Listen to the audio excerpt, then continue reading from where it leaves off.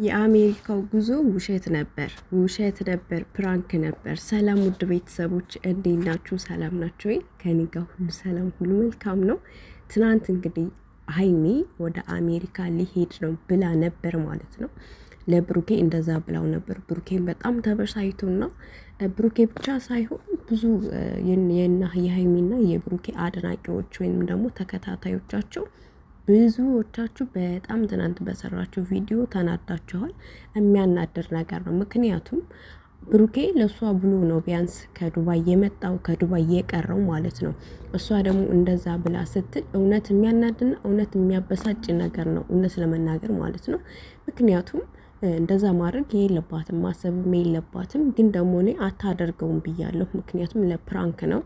ሌላም ነገር ደግሞ ሁሌም ስለመለያየት ከምታወሩ ደስ በሚልና ለሰው ልጅ አስተማሪ ወይንም ደግሞ ፈን በሚያደርግ ነገር ቢመጡ ብዬ ቪዲዮ ሰርቻለሁ ማለት ነው።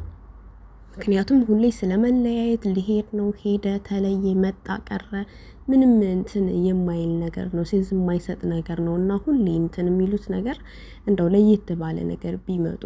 ያም ሆነ ይህም እንግዲህ ዛሬ በአዲስ ቪዲዮ ይመጣሉ። ፕራንክ እንደነበርና ያው ሌላ አዲስ ነገር ይዘው እንደሚመጡ ዛሬ ማታ እንጠብቃለን። ውድ ቤተሰቦች አታደርገውም። ሀይሚ ከብሩክ ተለይታ መኖር አትችልም እንዴ? ዱባይ የሄደ የ4 ሰዓት መንገድ ዱባይ የሄደ ሰውዬ እንደዛ ስትታመምና ስታለቃቀስ የነበረች ማለት ነው። አሁን እሷ ትታው አሜሪካ ልትሄድ በምን አስባው? በፍጹም ማየውን ነገር ነው። ውድ ቤተሰቦች ዛሬ በአዲስ ቪዲዮ አዲስ ነገር አለ።